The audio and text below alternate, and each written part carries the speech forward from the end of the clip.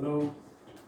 This episode is second episode to the Saudi-Russia oil war, and I am releasing this today because a lot of things are happening in the last 4 or 5 days, and they are happening very rapidly.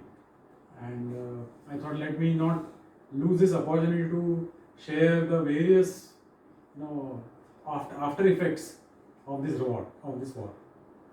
Now, first thing, what the headlines that we have come across is the price of oil going negative, and this has become a very favorite WhatsApp forward.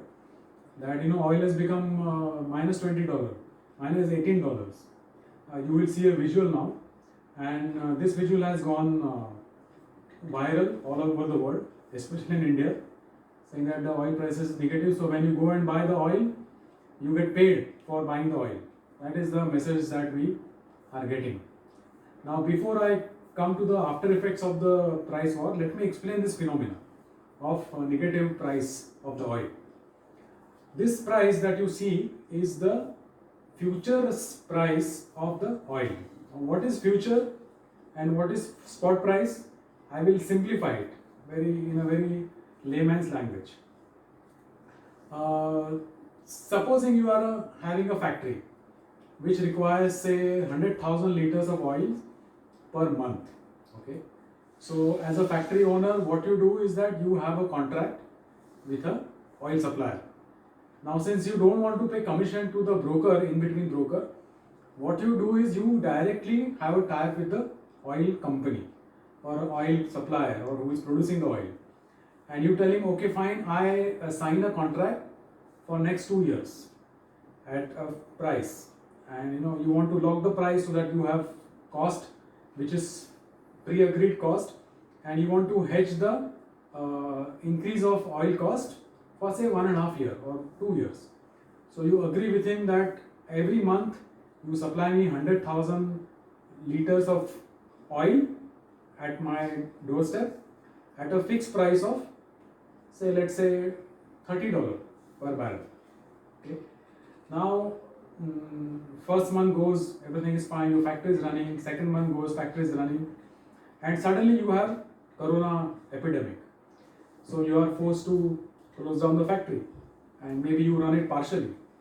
So you still take the third month's delivery because you already have a contract with the company.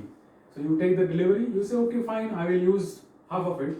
So you consume 50,000 liters, and then that month goes, corona problem increases, and your factory is now operating at say 20% load because people can't come to the work. There is no offtake to the product. So you say, I'm going to operate at 20%. So I'm assuming that you're proportionately consuming the oil. So you consume only 20,000 liters in the fourth month.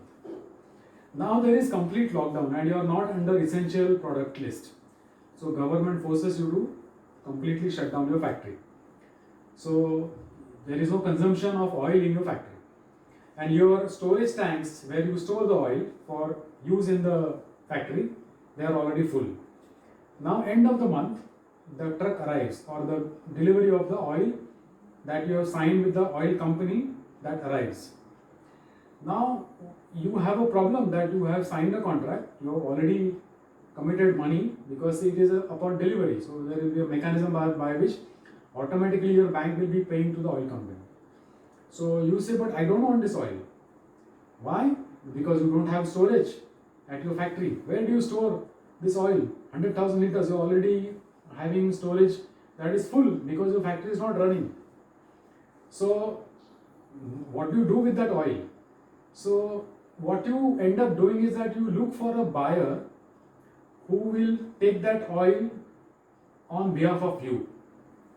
Now, he will, supposing that you find a buyer, he will say, but I'm not going to buy this oil at this price.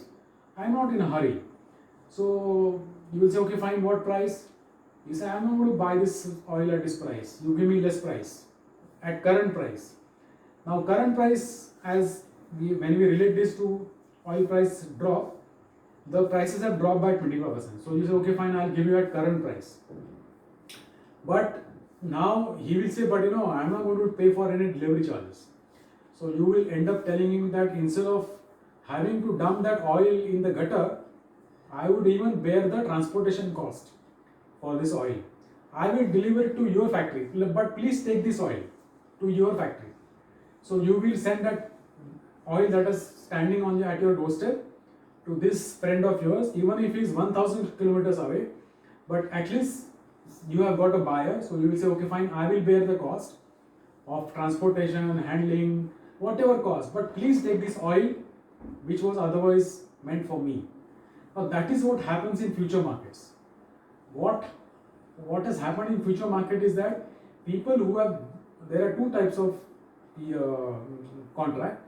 One is the trader who will take a bet on the oil price. So he will say buy a contract of say expiring on which actually expired on 21st of April, and he was assuming that the prices will go up or down. If he is a buyer, he will assume that prices are going to go up. Now, so there is one set of operator who is on the market, is he is buying a futures contract. So, and the other one is a trader. So what is he doing is that he is expecting price to go up. So at the end of the contract, he will find another buyer who will buy this contract at say even marginal higher price, say $1 more or $1.5 more. Because of the excess supply and lack of storage capacity, because there is no oil consumption, because every energy that otherwise was getting produced is not getting produced. The vehicles are not running on the road.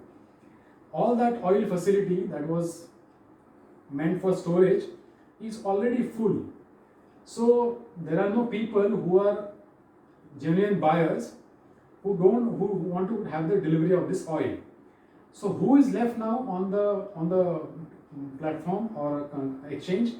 That is a trader. So what trader says that I will pick it up, but you have to pay me to pick up this contract. So what he does is that, otherwise what happens is the person as a buyer who has taken this future contract, he has to take the physical delivery. Trader tells the person who is holding this future contract that you compensate me for you to not take the delivery of the oil, the physical delivery of the oil. And since the buyer is stuck and he cannot take the delivery, he has no choice but to take a hit and pay extra to the trader to take over the contract. So it is like a passing on the contract to somebody else who will carry it forward, and by which the buyer who has taken the future contract will not have to take the delivery. This is what is happening in the market, by which you see this negative price showing on the exchange. That is not the real spot price of the oil. That is the price that is booked by people in the past for delivery in the future. That future is today, because they booked it 3 months back or 4 months back. So this is different than the spot price. Now you will see a spot price now which is around $21-22 per barrel as we speak today. And there are two types of crudes. One is a Brent crude and other one is the WTI, or it is the long form is Western Texas Intermediate.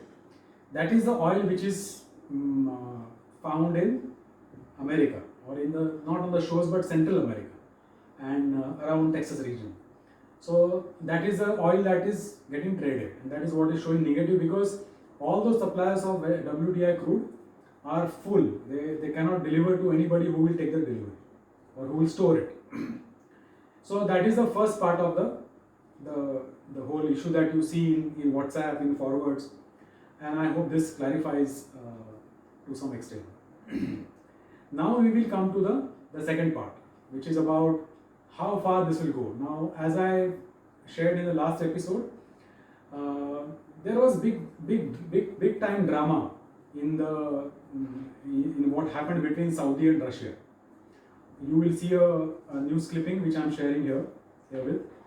You know, this face-off between Saudi and Russia has happened because of many reasons. One of the reasons that you see now here on the screen is that there was a clear-cut shouting match between Putin and Mohammed bin Salman, and Prior to that, there is one guy called Jared Kushner, who is a son-in-law of Trump. Now, you read about this man. He is the advisor to Trump as a president. I mean, Trump takes advice from Jared Kushner on variety of international aspects. Jared is a man equivalent to R.K. Dhawan of Indira Gandhi's one-time assistant, come advisor, come close confidant.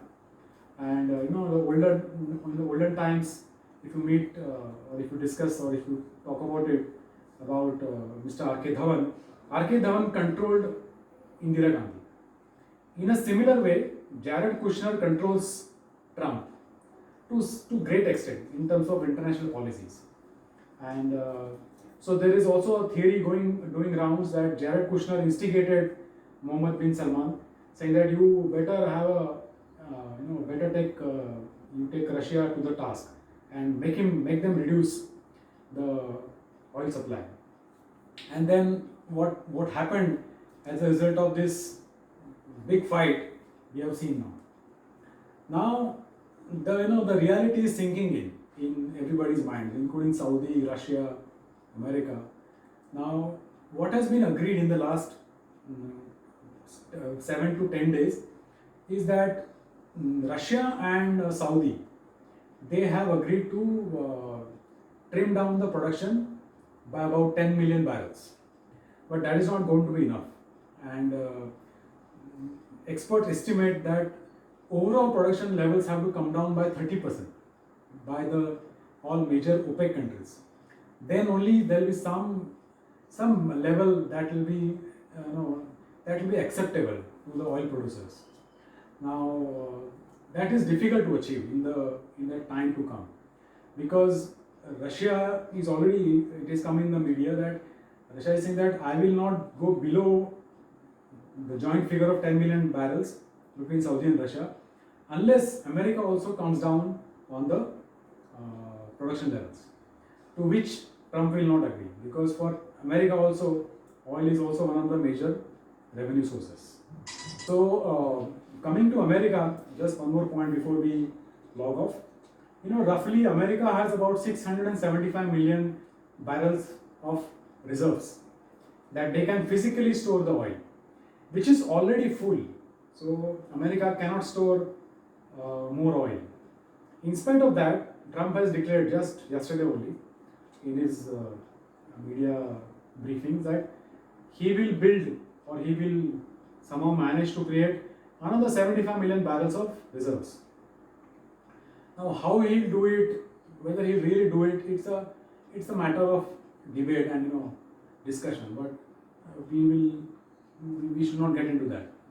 The point I'm making is that the other countries like India or Russia and the other like China, we are already full. We cannot store the oil, and our demand is going to go down by almost 70% for the next 3 months. So it is going to be very difficult to maintain the oil prices because there is no demand, and this 30% decrease in the overall production levels that OPEC big shots, Russia and Saudi, which they are discussing and debating, will not have much effect. So my estimate is that Brent crude, because the Brent crude is the crude that we are concerned with. That is a price that is followed by India in terms of our buying from the international markets. That with this excess supply and all the corona issue that we are surrounded with, the oil will roughly trade between $12 to $18 per barrel, and this will have major effects as we discussed in the last episode. And I will just show you one small visual. Just see the visual. It is about Nigeria. Nigeria is the biggest oil producer in Africa and fourth largest or fifth largest producer in the world. They are going to be, it is just going to kill their economy, because these prices are not going to go up till September, October.